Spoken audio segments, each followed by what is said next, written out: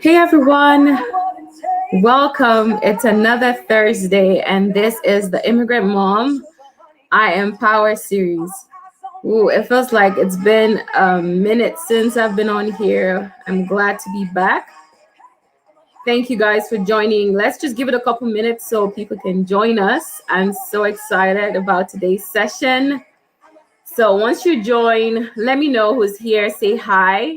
Tell me where you're watching from and share on your timeline.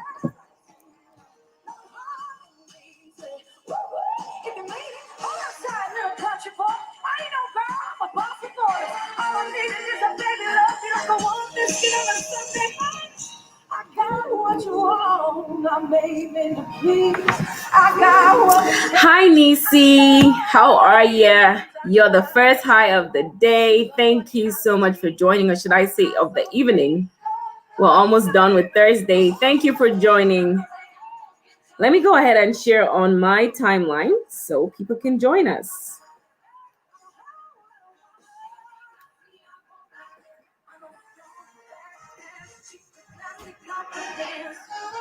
We're just going to give a couple more minutes for people to join us. So once you come on, say hi and let me know where you're watching from. Don't forget to share. Today is going to be a great time because our guest is phenomenal. Sure. Hi. I'm happy to have you. Definitely. So we're going to give it a couple more minutes and we'll get started.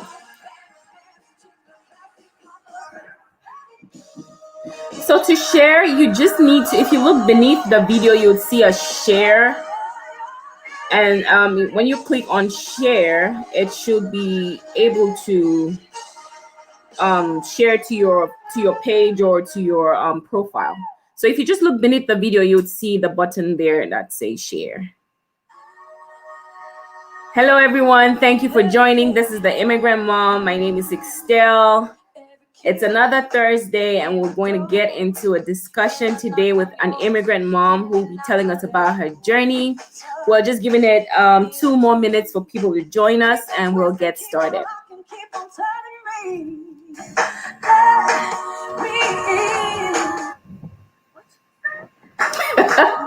Nisi, I know you'll figure it out. You'll figure it out. Hi, everyone. Thank you for joining. Thank you for joining. Please share. We want this to go as far as can go because we're going to be talking today about what I know a lot of people can relate. And I know that you're going to find this as exciting, as insightful as I will. So please go ahead and share so many more people can join us.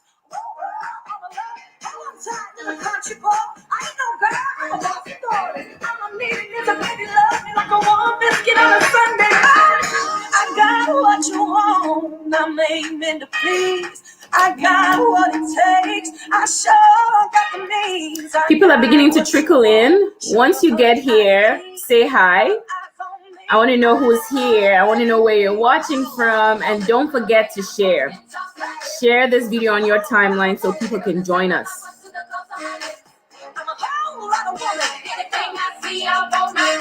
I'm a strong, badass chick, classic confidence, yeah.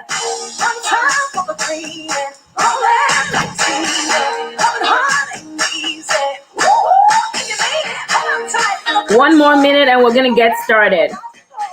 We're giving people time to join us. Say hi. I want to know who's here. Hi. Thank you for joining. I got what it takes. I sure got the means. I got what you want. Sugar, honey, iced tea. Hey, Fufu. Thank you for joining all the way from New York. My sister is here. Thank you. Well, guys, welcome to the Immigrant Mom. Hi, Echo from South Africa, I believe. Thank you so much for joining us. I'm so glad you are here. Hi, everyone. My name is Estelle Mbaacha. I am the founder of the Immigrant Mom organization. And today we are having, a series like we normally do every 2 weeks. and we have Miss Eden with us, who will be sharing her story. I'm glad that you guys are joining, because today is going to be powerful.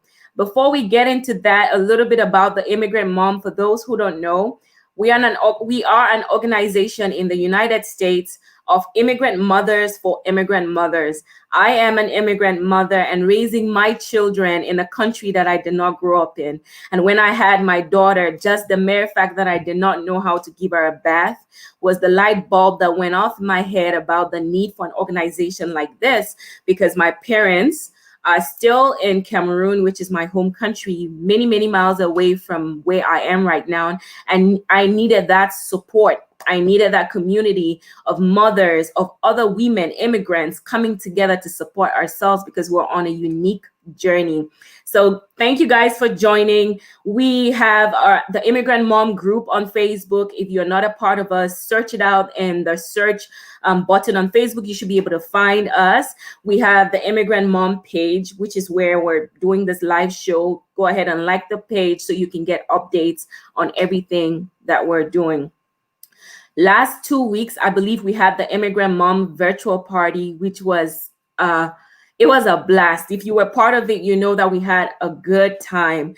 We played a game, on different topics, the Immigrant Mom, things happening in America, things happening around the world. And we had winners and prizes for the winners. It was really a great time. On top of all of that, we had a session on Thrive or Survive, where all the immigrant mothers or women on the call had to answer the question on whether they are thriving or surviving. And we had this really heartwarming time where we all just bore our hearts out about what this pandemic has done to each of us. Some people started off surviving and now they're thriving. Some people started off thriving and then they're barely surviving. And then there are people who are surviving to thrive. We really had a great time, and we will be posting little excerpts of that session online sometime this week, so you can check that out. And we would have events like this maybe once, twice every quarter, so people can come together and just have a good time and connect. Some people may be lonely, some people may not have their family around them, and that's why the Immigrant Mom is important. That's why we're here. That's why we get together to support ourselves. All right, another thing I wanted to talk about, which will be the Immigrant Mom nugget before I bring on our speaker, is there's some disturbing video out there about children toys and how they have really masked those toys to look like they're just mere toys, but they have some kind of sexual connotation to it.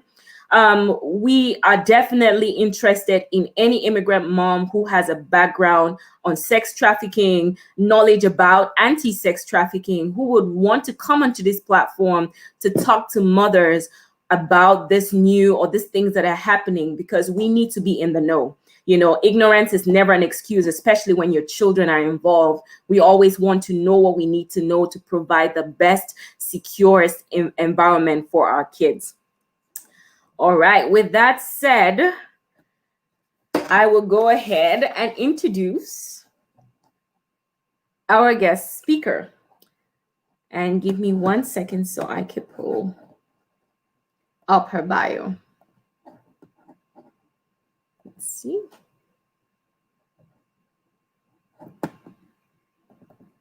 All right. So our guest speaker for today is Miss Eden. And Eden Onwuka is a John Maxwell certified coach. And she is a 3-time author of The Power of a Single Story, Reigniting Hope, A Woman and a Half, Affirmations. She is passionate about helping women find themselves again. Her teachings focus on soul strength and clarity, and she's fondly called the Sage. She runs a monthly mentoring mastermind in a global classroom where she teaches purpose, rediscovery, relationship alignment, and emotional healing. Also, she's a recent cancer survivor. Eden is vocal in her cancer awareness advocacy and serves as a trained small business consultant in a Fortune 500 company in the United States with over 15 years of cognitive corporate experience. She considers her favorite title to be mom. Hi, Eden. Thank you so much for joining us today. Hey, thanks, thank you. Thank you for having me. Definitely. I know I have gone through the book, or the written introduction. Maybe you just do the introduction in your own style. Who are you? And let the guests know a little more than what we have on paper. Well, hello, Immigrant Mom. Thank you for having me. I'm excited to spend this evening with you. Um, Excel has done such a fantastic job putting this together. Can you hear me? Yeah, I can hear you. I think you threw me out. Oh no, Am but I- you're still here. Oh, wow. Okay, because I can't see you. Anyway, so Excel has done such an amazing job introducing me. Thank you so very much. I appreciate it. So I'm Eden Onwuka, formerly known as the Sage, because I'm a wisdom teacher and I help women in three areas. My coaching program is a woman and half here in the United States. I have clients from all over the world. And what we do is to help women simply find themselves. So the easiest way I say it is my calling is to help you find your calling in three areas. Number one, purpose rediscovery. Why rediscovery? Because I believe at any season, every woman kind of understands a little bit about their purpose. But life happens, things happen, maybe in a relationship or life or adversity, and they forget who they are. So we just help them to rediscover who they are. That's number one. Then number two, relationship realignment. I'm big on relationship. You know why? Because women are on the receiving end of a positive or a negative relationship. And I believe that relationships are the soul of life. So we help women with relationship alignment. And thirdly, emotional healing. Don't we all need some sort of healing, especially unhealed trauma? If you are from the African or Asian culture, you will know that there was a lot of normalization of trauma in our upbringing. So that's what we do at a woman and half coaching. I'm a mom of three amazing girls that I consider precious gifts from God. I have an amazing husband who is very supportive of my calling, my role as mom and wife, and that's it. My favorite title is mom. I'm just happy to be here. Definitely. All right. So let's lay the stage about your background as an immigrant. You are an immigrant. Where did you come from? How long have you been in the US? What has just a summary of what that immigrant journey was like for you, the hard, the lows to where you are right now? So if I want to, what resonated with me concerning what you're doing is because I understand the immigrant journey is a little different. And so I came as an immigrant over 10 years ago. I was already mature. I wasn't like young. So let's just say I already kind of had some bit of emotional stability and some sort of financial predictability. So my journey was not as difficult as a lot of people, but even at that, when I found myself from Nigeria to Boston, where I had my when I went to school, one of the things I realized was like I underestimated the level of culture shock I was going to go through. You like think, oh, I got this. And I realized I didn't get this. Because I think one of the first things that confronted me was the fact that I had an accent. Right. A Nigerian accent. I'm like, huh? We are so diverse culturally in Nigeria that we have several accents, and someone just, tells me I have an accent. I'm like, what? And the journey begins, and I keep saying to myself, adult education is not the best form of education. So I went back to school after, working for over 10 years. So I think transitioning back from a career person to a student was absolutely difficult. And when you do the currency conversion, I had to change all the monies I had into dollars. I realized that I was below minimum wage. So I think my greatest struggles as an immigrant, new immigrant in the United States was number one, I didn't have any family in Boston, Massachusetts. I remember touching down at the airport and looking out of the window. I knew I'd heard from God to, do this. This had been a dream I've had for over 15 years. years. But I kept postponing it. But I took a leap of faith and went for it. But I remember touching down in Boston, Massachusetts. I'm looking out of the window and I just said a little prayer. I'm like, God, let this land be my Rehoboth. And if you are Christian, it simply means Rehoboth is make room for me. So I was like, God, you got to make room for me. I know no one here. And it was difficult, the cultural change, having to rise up, the difference in time, the jet lag. I was awake every night. I was sleeping, the fast-paced nature of the school. And to be honest, for the first few months, I couldn't understand what anyone was saying because the lecturers were speaking so fast and there was a lot of online study. It was tough for the first 2 months. Then again, financially, I was the strict budget. I didn't know that Boston was that expensive. So just for my room as a student, I was paying $600 a month. That was expensive. So and it was a very expensive MBA. So let's just say financially, it was tough. But thankfully, I joined a community of believers, an African church, and that was where everything got better. Just like Eastern is doing, I found the community, the sisterhood, the help I needed. People were pitching in. And as God would have it, in a stroke of serendipity, a year later, I met my husband and somehow, graduated and found myself in Houston. So my journey was typical in the sense like culture shock, the struggles, having to live on the budget, redefine yourself, and literally start all over again from the beginning, as if you had nothing else. But I'm thankful. I believe my journey was easier than most people's, so I'm thankful for that.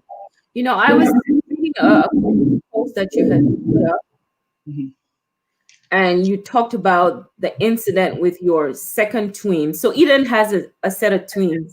She's a twin and she has twins. And one of your twins was in the NICU.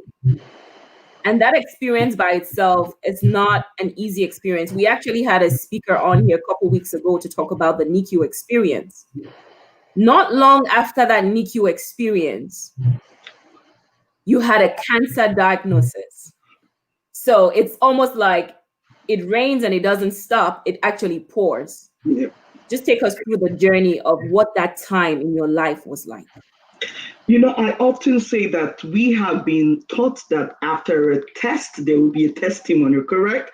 Absolutely. So the next thing you tell people, oh, don't worry, the night is dark, the light is going to shine again. But mine was a little bit reversed. So it started with double testimonies. I had my first daughter in 2013. Then in 2016, we actually had prayed for twins. We had trusted God for twins. So we felt like God had answered our prayers. So I found out I was pregnant with twins. Imagine, I'm a twin mom. Like, I enjoy being a twin. I'm a twin. My best friend is my twin sister.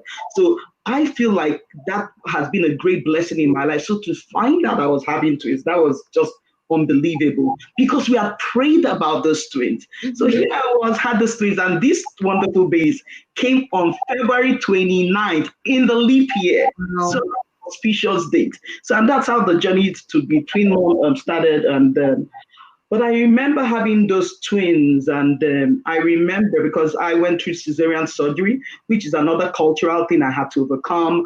I didn't understand anything about cesarean surgery, and culturally people kind of look down on people who went through cesarean surgery. But that was my birth story. I embraced it.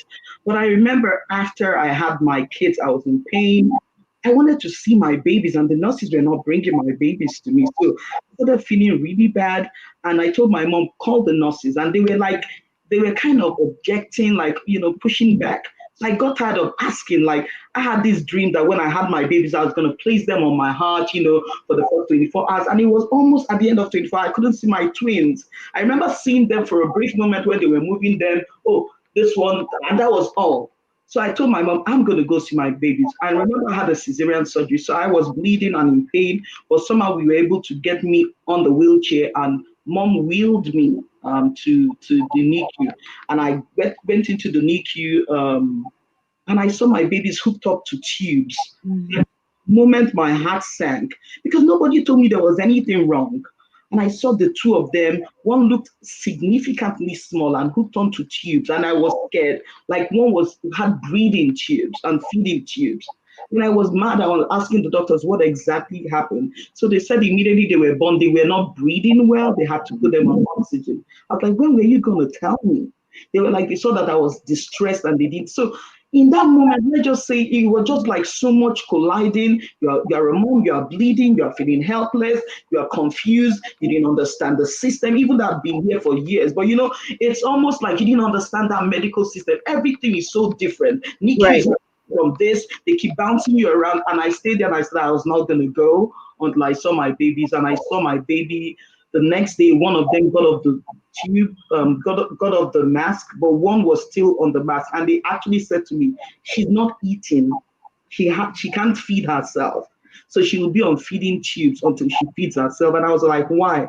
They said they realized that she was distressed while I was pregnant with her rather, and she was not feeding well. And I tried to breastfeed her and she would not eat. She would not even open her mouth. She was just there. And I couldn't even carry her because I had to stay very close to the incubator and do all that. So imagine being a new mom with that kind of journey. And again, most of my family, they are not here. My mom had to come from Nigeria for what they call Onwuka. So my mom was helping, but again, culturally, it's different. Our moms were raised to have helpers. They had a cook, they had a driver, they had cleaners. They were not raised to do everything themselves. So when our parents come here, it's like a culture shock for them. You are having your culture shock. They are having their culture shock. Tired. They want to stroll out and buy vegetables. They want to talk to the neighbor. And they are not used to this individualistic culture where people mind their business. Right. Was worn out with having to do everything because, hey, her daughter couldn't do much. Anyway, fast forward to the story. Yeah. I had to go home with baby one and leave baby two in the hospital. So I was a new mom who was nursing a baby at home, wasn't sleeping, and had to go every single day back and forth, back and forth, back and forth to see the baby too until the fifth day. While I was going out of the hospital, I almost ruptured my side, and I said to my husband, I have nothing more to give. Do this again. I felt like I was pulled in two directions. And that was when I had this conversation with my baby in the NICU.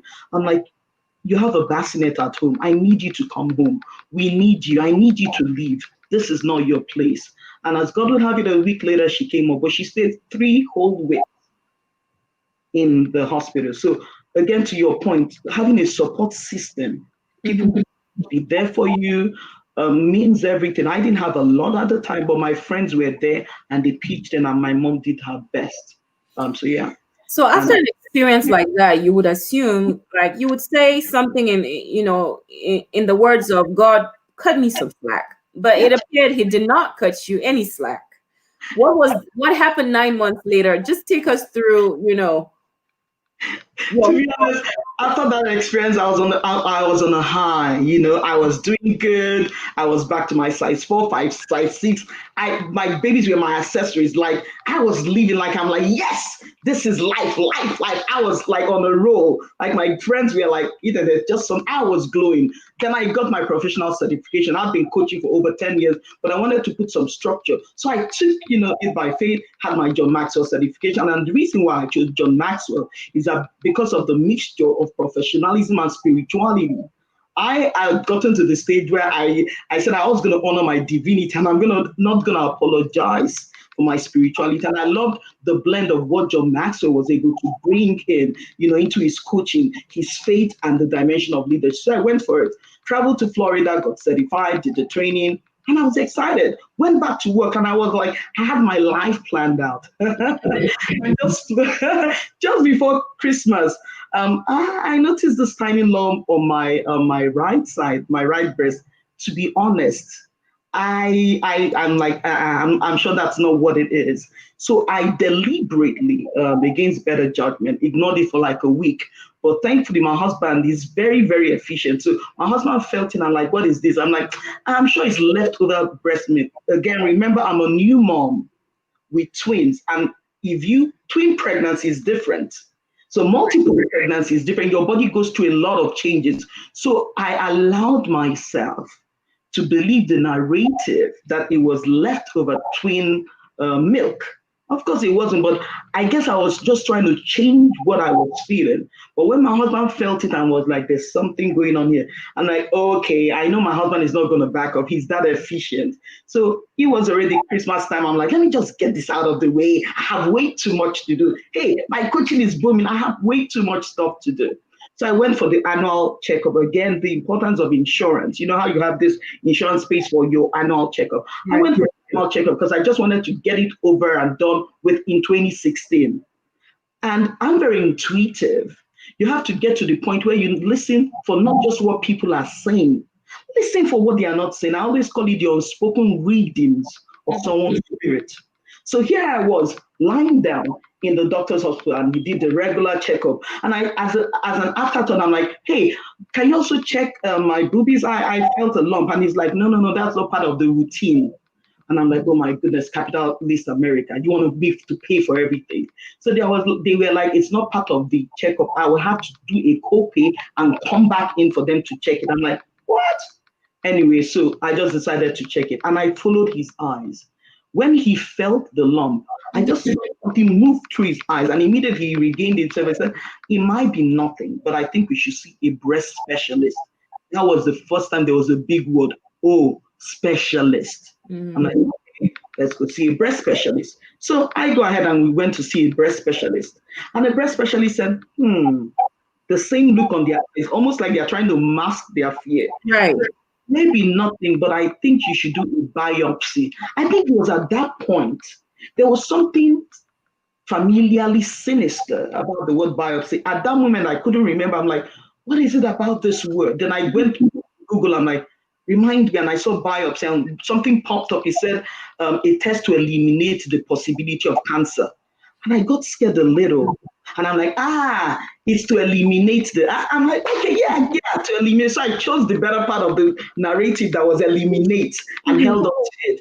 But 2016, there was no more appointment. So they moved the appointment to 2017. So while people were doing their goal setting and vision boarding and whatever 2017, I was starting 2017 with, oh my God, I just need to get this biopsy up. I made my declarations and I was sure it was going to be an amazing year. So I decided to get it over and done with. I got the first appointment, January 2nd. Told my boss I had to go take care of something. Showed up happily. They did the biopsy. Very uncomfortable experience. And here I was from January 2nd, 2017, waiting for the results. I waited January 3rd, waited January 4th, and I called them. Then I come in. You need to come in with someone. Let's give you the result. I'm like, I can't come in. I just got a promotion, went to a new office with new team members, new boss. And I'm like, I'm not going to be the uncivilized, unserious African team member. I show up in work January 2nd. Don't show up. I show up and take an excuse. Then you want me to take another. I'm like, they don't know my track record. I haven't proved myself in this new office. I'm not going to be the new team member that is calling out. So you see where I was coming from. Again, where you are trying to seize your career and prove yourself. So I convinced them against better judgment again that I wasn't going to come in. That if they really wanted me to get the result, they need to give it to me. They were not, they didn't want it, but I told them I absolved you of every liability. So January 7th, I was at a leadership training in my company. I was about to do a presentation or a role play. We took a break. I remember I had like a bagel in my hand and the phone rang and they were like, is this Miss Onwuka? I'm like, yeah. So this is calling from XYZ hospital. And are you sure you don't want to come in? I'm like, there we go again. Just tell me what it is. What is like? I'm like, I absolve you of every liability. And they said, I am sorry. That's why those words, I would never forget them. Sorry to inform you, Mrs. Onwuka, that your biopsy came back for cancer. Oh my goodness. You remember cartoons? If you know Scooby-Doo and Scrappy-Doo, when like you are hit and you see the stars, like that's exactly how I felt. I'm like, what did you say? I'm sorry to inform you that your biopsy came back for cancer. Those were the very first times I heard those words and silence on the phone. I'm not sure what I was feeling, if I was zoned out. And they were like, are you there? And I just found my voice. I'm like, are you sure? I'm like, check the name. I know I have an uncommon name, Eden. And I was trying to laugh. I'm like, are you sure it's not Edna? Like, there's no mix up in my name. And they were like, no, Eden. They went through all my stats again, my age and everything, cancer. And I just said, what caused it? Mm-hmm. We are not sure at this point. It might be family history. And I'm like, no, I don't have a family history. No one in my family has had this. They're like, it might be others. And they were asking me some questions. I'm like, no, what you guys are saying is not true. And they said to me, I remember this one that a cell in my body had decided to negatively reproduce itself. I had a couple of questions. I am not sure I understood the impact of that. They kept telling me, are you okay? And I just said to them I was okay. They were like rushing. I felt like they were rushing me, like, oh, you need to, we're going to book you for this and the next. And I just felt, the puppy, cancel your options, you need to come in. And I just zoned out at that point. And my boss said, hey, Eden, you're supposed to come up for your presentation. It was at that point I realized I should never have information over the phone. They knew why they didn't want me to have it anyway. Did you have a presentation? Did you go ahead with it? You did. Because I mean, at that point, I just stood and I was presenting, and I had this what people call what's this out of body experience. I had this out of body experience. I was like, nobody. I had this smart. Nobody would know that I just got diagnosed with cancer. And I can't remember how I did the presentation, but I remember driving back to the office. And it was then it began to dawn on me. I'm like, cancer, I'm looking at myself in the mirror and I'm thinking immediately of my girls. I'm thinking of my 3-year-old girl and my twins who are just almost 1. And I'm like, cancer. Then I'm driving down. If you know anything about Houston Freeway, I'm sliding down. And for a moment, I can't remember how I got from one point to another. And I had to regain consciousness and hold the steering. I'm like, this is how people take their life. Because there's something about that word in itself that just makes you think that this is a death sentence. And I just kept driving and said, if I didn't know God in this moment, I would just let go of this steering. So I drove back to the office and I sat down and I had some appointments. After the first appointment, I couldn't continue. I just called my boss. Would you believe that I even told my boss, the new boss that I did not know before my husband, because I was imploding. And I couldn't tell my husband because he was working at the refinery out of state. How can I tell him he had a 2-hour drive back? Like, how can you give someone that news when you knew you had to drive by? So I just had to share it with someone. And I called Andy and I said, Andy, this is what happened. Even though I had not known him for a week, he sat down on my table, my boss, and shared with me that how his mom, went through cancer and he was the caregiver. So the very first encouragement I got was from my boss, who was a stranger, coincidentally, who had lost his mom, who had breast cancer. So let's just say that was the very first encouragement I got. And he said to me, technology is better. And say, Eden, you know what? Just go home. Just go, don't bother about the job. And that's how I went home. My husband came back and asked me, typical African woman, I couldn't bring myself to say I had cancer. So I said to him, they said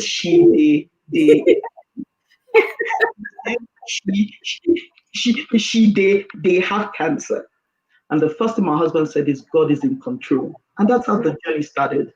So back to what you were saying, yes, I felt like a double whammy. I felt like what Job said. I love the Message translation. In the Bible, in the Message translation, Job said, why are you making a federal case out of me? I like that. That was how I felt. But I don't think it just down in little by little by little. First, I wasn't shocked. I'm not fearful naturally. So I wasn't afraid, oh my God, I'm gonna die. I was angry. So that was the first emotion you had to process, the anger. Yes. So the first emotion was denial. I kept working on like nothing happened, skipping. I went to do my hair crochet, went for photo shoots. I guess for the first, it was like nothing happened. Then I'm like, this actually happened. I started to play back all the voice messages that actually I'm like, this happened. My first emotion was anger. I was angry. I was mad. Like people are like fear. My first emotion wasn't fear. It was anger, shame. And someone was asking, but what is it to be ashamed of? I was ashamed on behalf of God. Because you had been this Christian woman who had talked about his goodness.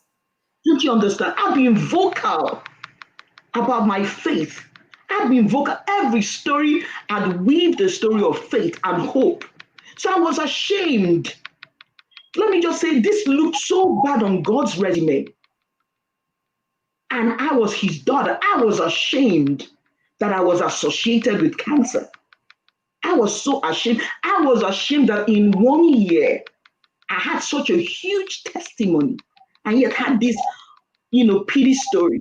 I was mad. I remember saying to God, did you not say in your word that healing is the children's bread? Right. Did you, I don't know, did you not say you will rebuke the devourer? How does this look good on you? So my first response was anger. How would you I remember saying, are you a killjoy?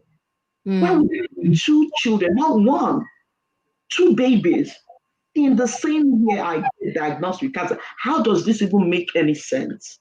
So that was my first response. So I saw somewhere, because I did a little digging, to read about your books, and I saw somewhere about a book you wrote during this journey, because as you started out, you were looking for other immigrant women or other women like you who had gone through a similar process and maybe could have documented what their experience was like, and you couldn't find one. So you decided to write your experience.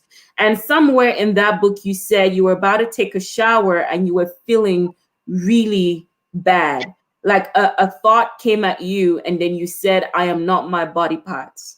Yes. And I wrote down, you had a thought and you counteracted it with a spoken word. Yes. This common during that journey. Yes. I remember that day.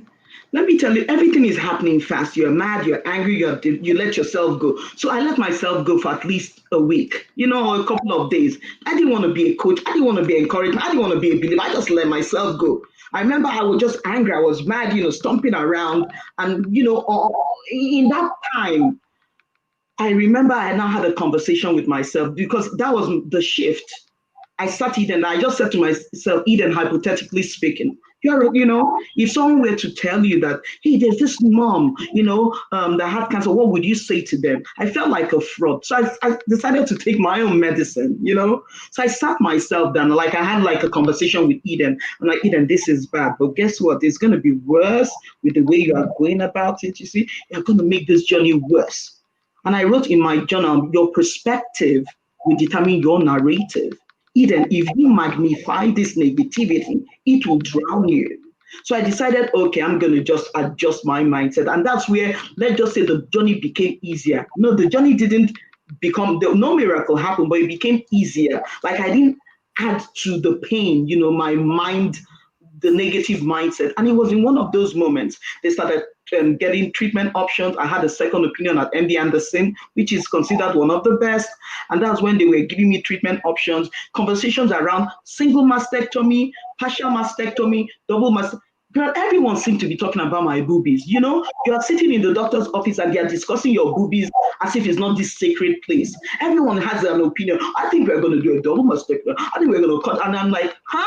So, all that there's a level of stripping. There's a level of vulnerability and loss of control and helplessness. Like everyone is talking, every minute you're saying, they're pressing. And I just felt so devalued. One of those moments where I was considering, should I do a double mastectomy? Even though the doctor said, no, you don't need a double mastectomy. You are going to, it was like a team of 7 oncologists, radiotherapists, like 7. They decided the best route. Go for chemo first. They told me that did I have reservations? I didn't have. I know that it's not the best route. But this is what I say to people. After you fall, you got to find your own answer. My path will be different from your path. I know some people that will be like, you should never have done chemo. No. Again, this is how I make my decisions. I weigh the pain of discomfort versus the pain of regret. I say to myself, no matter how imperfect a decision is, what can I live with?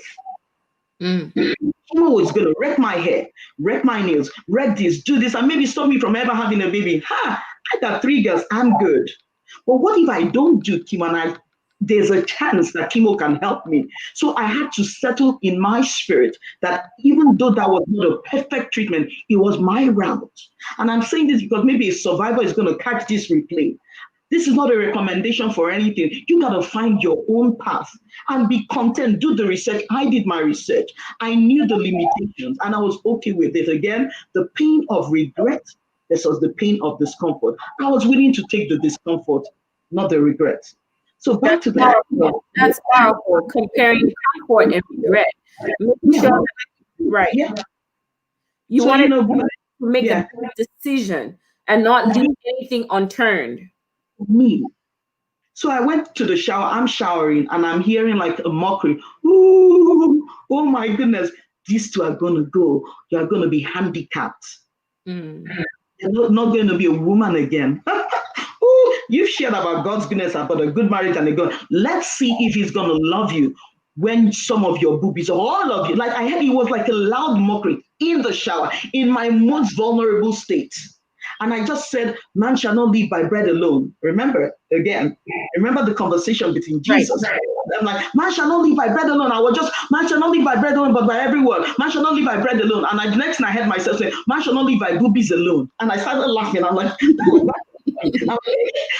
shall not live by boobies alone. He's going to be able to, whether I have boobies or not. I was declaring that man shall not live by boobies alone. Then I'm like, I'm more than boobies. Yes, it was almost like, I'm more than boobies. And I started screaming, I am more than boobies. I am more than boobies. Nothing external defines me. I am more than my body parts. That's weird because later I had to talk with my publisher. And rather than say more than boobies, he said, what if we do www.morethanboobies.com? It's going to be like a porn site. So let's use parts. So it became like a declaration of self-esteem that I am more than body parts. You can take this, maybe take a hand, take a leg, take a job. When you go through the stripping, you remember that who you are is bigger than what has been taken. That's where the I am more than body parts came from. I'm writing the book because I didn't see any Black woman, African woman. At the time, it was much later I found them. At the time I was looking, I didn't see, they were not like forthcoming as the white women with their stories. Nobody wants to say, oh, they took some of my boobies. People, because of all this stigma, they don't want you to say, oh, there's cancer in their family. So I didn't see no people like me. I saw Makosi on Instagram.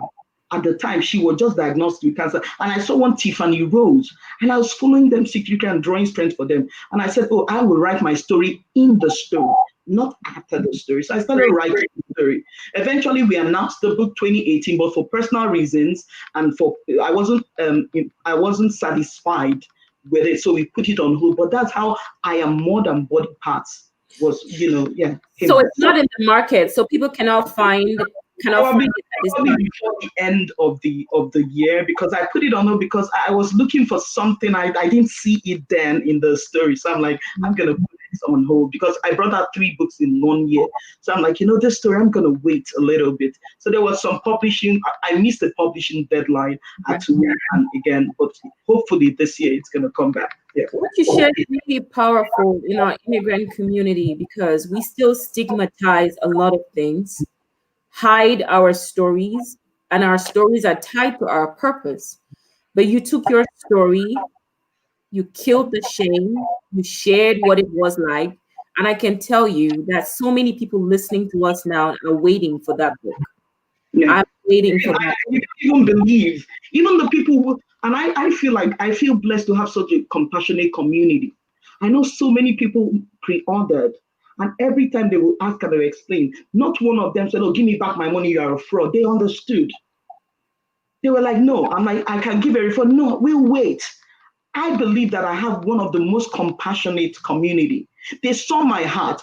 My announcing the book, while I was not even sure if I was cancer-free, was a statement of defiance. I like what you said. You said, kill your shame. I often say, shame your shame. Shame your shame. I didn't even know if I was going to survive cancer. People wait for the 5-year mark where they feel it's safe, where you're in remission. But I'm like, I'm not going to wait. I'm not going to wait for a perfect story. And I started writing the story in the story. So even though I announced it, what seemed prematurely, but I'm glad I did. If I didn't announce it, I may have changed my mind. And just announcing, people haven't even seen the book, but just by declaring I am more than body parts, is a statement, especially for women with all the body image we have, issues we have as women, to embrace who you are. Right. Right. Did you ever have the discussion with the girls? Did you ever have to come to a point to tell them, this is what mom is dealing with. I wish there was an opportunity to have babies. They didn't know what I was talking about. Having a conversation with an 11-month-old. Mommy, see that. Mommy, see that. It was easy. We're all on the same page. I think it was just my older daughter. My older daughter has a depth of wisdom. I call her ancestor. Okay, and she's been blessed with unusual wisdom. That's where the sage thinking. My mom had it. My grandmom had it. So just blessed with wisdom. My daughter, even though she was 3. She knew. I explained to her. She would come and say, Mommy, you are sick. Mommy, play with me. I'm like, Mommy can't play with you. Mommy's tired. Mommy, why? And she's looking at me. I think the most significant conversation I had with my 3-year-old daughter that is going to be in the book was when I lost my hair. When the cancer, the second phase of the cancer kicked in, my hair started falling out. And that day I looked at myself in the mirror and I grieved my hair. I took all my hair and put it on a ball. And I'm like, oh my goodness, I had all this, like where a rat, like a forest, like run down by a rat. So I had to go bald then because there was no hair. It was a joke, And I remember that was the very first time my husband saw me bald because he came back from work and saw me, and he came back with my daughter who was in daycare. He looked at me and I was waiting for their response. He just put his hand on me and said, my beautiful and sexy wife. Oh. You don't understand. Let me paint the picture. I was black. And black is beautiful, not the kind of black. When your black is not your black, it's not beautiful. I was ashy. It wasn't my skin. My skin was dying because of the chemo. So I was black. I looked, my sisters will joke, I look like a malam. I'm trying to pull up the picture so everyone can see what you're talking about. I didn't have eyebrows. I didn't have, no hair. I looked funny. Then my daughter looked at me. She said, Mommy. And I said, do you like it? She said, yes. And I was about to hug her. She said, no. She changed her mind immediately. They are not there. She said, yes. Respect. Then she said, no. Then she looked at me. She felt she hurt my feelings. Then she looked at me and touched me. I will never forget. It was as if an angel spoke. She said, Mommy, I do not like your hair, but I like your face. Mommy, I do not like your hair, but I like your face. Maybe I was extra sensitive, but what that said to me is like, whatever was associated with cancer, which was my hair, I don't like it. But I'm able to separate what you have lost from who you are. I like your face. I don't like your hair. And I wrote those words because those words brought me incredible peace. And I defied and decided to walk out bald. And people were looking at me and I'm like, I had to, if I didn't do that, I knew I was always going to cripple my self-esteem. I walked out bald that day. I dressed up, walked to church, a nearby church bald. And people thought it was fashion. Nobody knew I was sick. Then my girlfriend, Amara, brought a $500 human hair wig and gifted it to me. So in that picture where I rang the bell after 20 rounds of chemo at MD Anderson, you will see me ringing the bell, signifying that I finished the cancer treatment. But another step of defiance, I took off the wig, meaning I am more than body parts, whether I am wigful or wigless, boobful or boobless, right. Bleeding. That into I had to accept myself. Because cancer damages a lot of things in your body, but one of the greatest things you must make sure is not damaged is your self-image. Right. One other question that I have here for you is, in hindsight, hindsight is always 2020. Now, what do you wish you would have done prior to your diagnosis that could have better prepared you for this journey? That's an interesting question. I'm not sure anything would have prepared me for this journey. Nothing prepares you for adversity. Right. Nothing. So I've thought about this. So personally, again, another life principle. I don't do woulda. I don't do regrets. Woulda, coulda, shoulda. I don't do that. You know why? Because it's a waste of energy. So if I look back for any reason, I don't look back in regret. I look back in recalibration. Two different things. Recalibration is just going back and picking the lesson, picking the wisdom, learning something. I don't do regret. I do recalibration. I take the wisdom. Now, the only thing that I wish I had done prior to being diagnosed in 2016, I'm spirit led. And when I moved, I remember when my mom was going back to Nigeria, I was still on maternity leave. I still had like 2 months left or a month. And I said to my husband, let me travel with my mom. That way I can carry one of the baby, my mom carries, so that, the twins can meet their cousins. But I wanted my father-in-law, who was very old then, he was in his 80s, to meet the twins. And my husband didn't think it was a good time, the timing. He was like, you're just, you barely got the children are too little, security issues, immunity issues. I'm like, yeah, but it's better. Let me travel with mom, then I'll come back so that papa can see the twins. He said, don't worry, next year. Next year. Unfortunately, we didn't know that next year I was going to have cancer. So guess what? While I was battling with cancer, I didn't tell him, because Big Daddy, I called him Big Daddy. He loved me. And I'm like, Big Daddy, you can't go nowhere. I'm going to come. So you're going to see the twins. Unfortunately, Big Daddy died in 2017. While I was fighting for my life, I lost my father-in-law. So one thing in hindsight is I wish I would have traveled for him to see. The fact that he never got to see the twins, because while we were waiting for the perfect time to travel in 2017, I was too sick to travel. And by the end of that year, my father-in-law died. That is one. See, there are many things cancer took from me. This is the one that hit me hardest, because I would have traveled if I wasn't sick. So that's the only thing I regret about the entire thing. A Woman and a Half is a movement all by itself, and it's a book, and you are big on affirmations. I see people write posts on Facebook and tag you, they're putting out powerful affirmations out there. What are some of the affirmations that are the mantra for your life?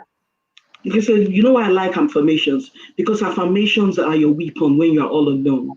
It's good to have positive people around you, but most of your battles will be silent.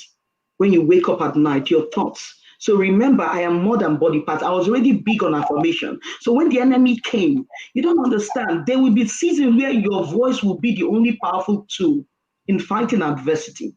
When I was sick, I would see my pictures on social media, and the enemy will tell me, oh, this picture will be good for obituary. Yes, I was hearing those things, and my write-ups, Eden, this will be good for your brochure on your obituary. I was fighting, it was all a constant battle of life and death. That's why I'm big on affirmation. You know why? Because for every one negative word, scientifically proven, you need 10 positive words to counteract the effect. That's why I'm very big in releasing affirmations. So I was already somewhat affirming myself. But because of the body image issues, the loss of identity, your mindset changes. Every minute there's a pain, you're like, is it cancer? Is it coming back? Every minute you think, is it cancer? Is it coming back? If there's a spot, you're like, oh, this was me. Oh, let me tell you, it's not overcoming cancer, it's just for phase one. Right. Determining every single day to live abundantly and to be to not live in fear. That's the real deal, the battlefield of the mind.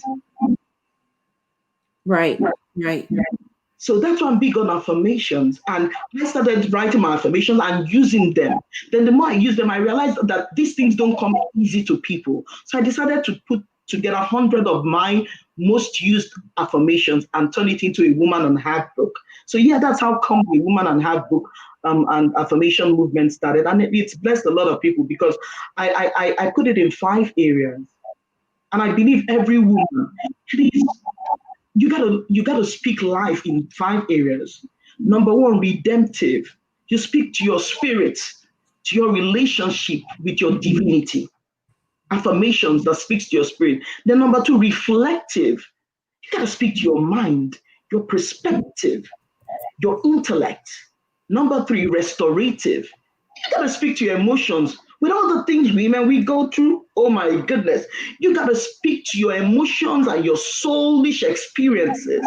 Then the 4th one is romance. You gotta speak to your body. You gotta speak to your body image, your physical, and your sexuality, your relationship with yourself and relationship with others. Then number 5, revenue. You gotta speak about your money, your witty invention and creativity. That's where I group this affirmation in 5 categories. And now in my coaching, I use the 5R framework. So some of my favorite affirmations, I'll just read 3 to you. Sure. The first, love, which actually I made number 1 in the book. You can understand why. Said, I operate from the place of my covenant privilege. I'm a carrier of a God. My goodness. That's powerful. I operate from, you know how they say white privilege? We have God privilege. Wow. I operate from the place of I never forget my covenant privilege. I'm a carrier of a God. So that reminds me of my spirit that I'm not ordinary. Then I like this one, the second one from Reflective.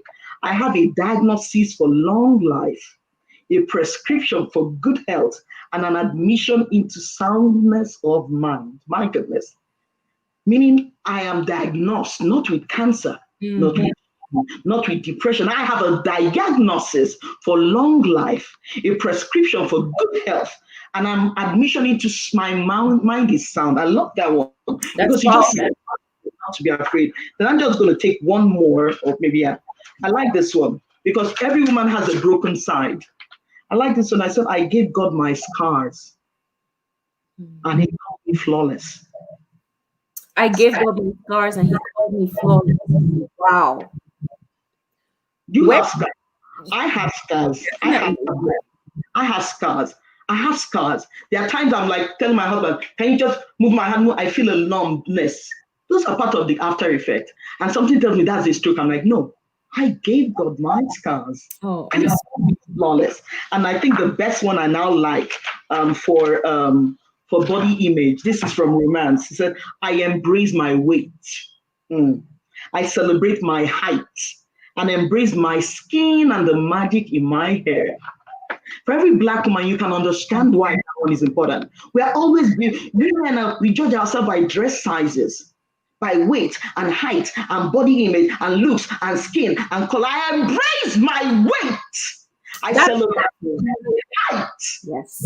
I embrace my skin and my hair is magic. African hair is magic. So those are I'm going to tell you this, that, I saw this on a post on Facebook. I embrace my weight and my height. I think someone who follows you posted it. And that day, because I work out like crazy trying to lose this baby fat. And I just started telling everyone, look, I embrace my weight. And not just your weight, your height. And my height. And your skin and the magic in your hair. I tell my daughters, your hair is magic. Your grandmother had this. I'm like, this is kinky hair, rich, luscious African hair. I have 3 beautiful daughters with 3 different colors. There's one that is extremely light-skinned. There's one that is like creamy. And I didn't want any comparison. Why am I darker? So I gave them nicknames. I call the first the dark skin one. I'm like, you are chocolate with extra toppings. Brown, deep chocolate with extra toppings. I tell the other one, you are golden caramelly delight. Then I tell the light skin one, you're sparkling vanilla. Because we got to teach our girls as immigrant moms to love their skin. That's right. To love their hair, to embrace their weight, whether we are 4 or 6 or 10. If you don't accept who you are on the inside, you will allow others to give you a definition, an identity that is not yours. This is so powerful. I know people are really eager to find your books. If someone would want to, where can they find? Like, where could people buy A Woman and a Half, where we can find all these affirmations? So the Power of a Single Story, A Woman and a Half, is available on Amazon. Okay. Worldwide. It's also available in Spanish. Absolutely. We translated it to Spanish because we had a Spanish community that were using the affirmations and their readers wanted it. So we translated it to Spanish. The Spanish version is Una Mia Vale por Dos. It's big in North America. So it's on Amazon. It's on BAM Books. It's on Okada Books. Then in Nigeria, I can leave a number and they can actually get it delivered to them in Nigeria. So if you're outside Nigeria, it's all over. It's on Amazon, it's on Band Books, it's on Okada Books, it's in Kindle, it's in Spanish, and it's in hard copy. But in Nigeria, they can leave they can get it from a number I'm happy to leave later. Absolutely. And for those who would like to walk with you, for those who are saying there's something unique about how you pass your message across. I'm drawn to you, Eden. How can I be coached by you? I wanna work with you. How could people reach you? So for those who want to work with me again, our coaching program is a woman and a half. That's where the name a woman and a half came from. And for me, it just exemplifies not just who we are as Black women, but it exemplifies what we do in our coaching. So a woman and a half is for the woman who wants to be more and will not settle for less. So if you want to be more in any area of your life, maybe emotionally, spiritually, if you want to work with me, absolutely. I have several ways. If you want to work with me, but not on a one-to-one, I have a mentoring academy in partnership with the Swedish government, where it's called My Prime Nugget. So yeah, you can, just for a subscription, you can get a 5 minutes video teaching first thing in the morning, every single day from me for a can of soda in a month. Okay, then if you want to work with me, maybe you want to get better with creative writing. I do creative writing one-on-one. I do communication classes one-on-one. But for those who are going through several issues, you can sign up for a one-on-one counseling session with me. It's just a 90 minutes clarity session. Some people don't want the long journey. They just want, to declutter their mind. You can have a one-on-one 90 session with me. But if you want my coaching is a 2 months intensive program where I mentor you. I work with you for 8 weeks. So again, there are many ways to work with me. Absolutely. Oh, that's awesome. So I have your website on display. Is that where people will go to sign up, or do you have another preference? So Nigeria, I have an admin number. I will leave that number with you because that's the number for the books. For every consultation outside of the United States happens with the admin. Speaking engagement, invitation for conferences, keynote speaking, you have to go to the admin outside Nigeria. If you want to invite me for like a program, speaking, the interview, you can, and you are in the United States, you can reach out directly to me. If you want to work one-on-one with me, send an email. Again, I'm leaving 2 things, my number and email, and let's see. We want to see if you're a good fit because I'm very big on value proposition. I'm not the coach for everyone, but if you are ready to do the work, remember, I always say that any process that absolves your personal involvement is a fraud. So if you want a coach if you want magic without doing the work, I'm not the coach for you. But if you're ready to do the work to heal, if you're ready to do the work to rediscover yourself, if you're ready to do the work to align your relationship, then I will be happy to work with you. Absolutely. I know there might be people curious to say, so what is the status with the cancer diagnosis?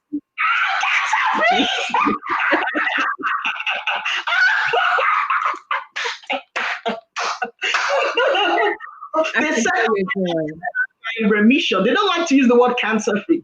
They're like, you're in remission. This is your 3rd year. We got to wait for 5 years. No, we make the rules. I said, I'm cancer free for life.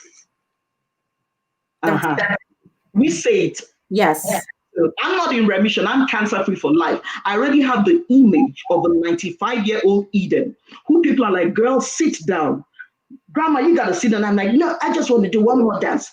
Girl, because you have to have not just a vision board, you have to have a resilience board. You have to put a picture, not for your future and your children's future. I said to my daughter, I will be at your daughter's wedding.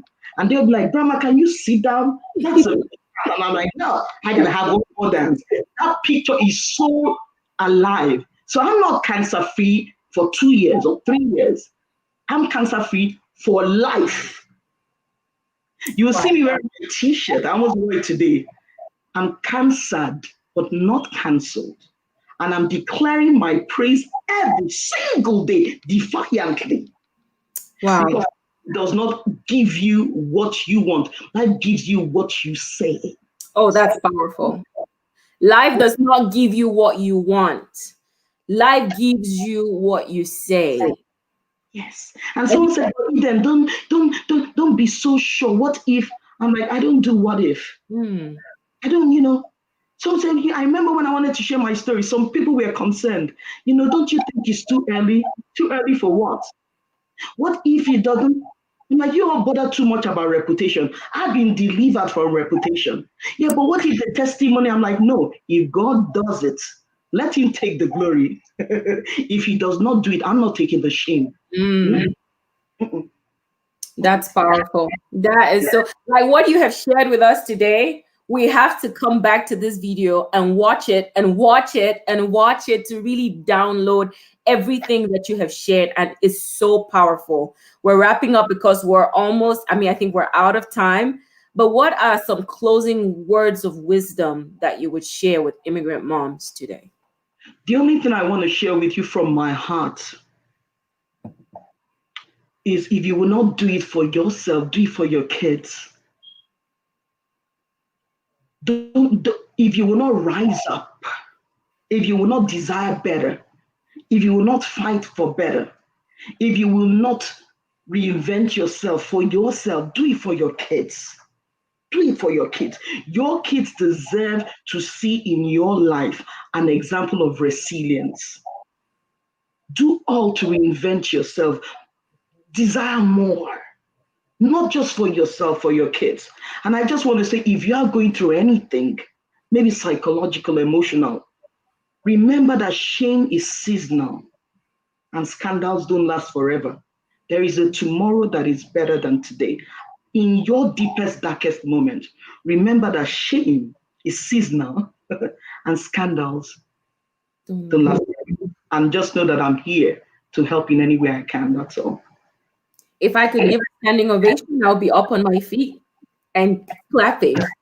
But thank you so much from Immigrant Mom, from all of us here, for sharing this powerful story with us. We're so blessed to know you.